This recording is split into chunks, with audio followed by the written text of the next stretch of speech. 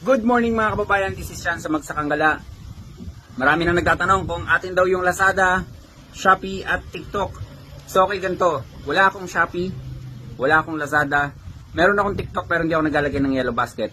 Kung may nakikita kayo sa Lazada, sa Shopee at sa TikTok, hindi akin yun, no? And then nagbaba na ng memo ang company natin na hindi natin ito ilalagay sa Shopee, sa TikTok o sa Lazada. So may mga online and then seller din na mga kagaya ko ng Acid Guard, mga legit, no?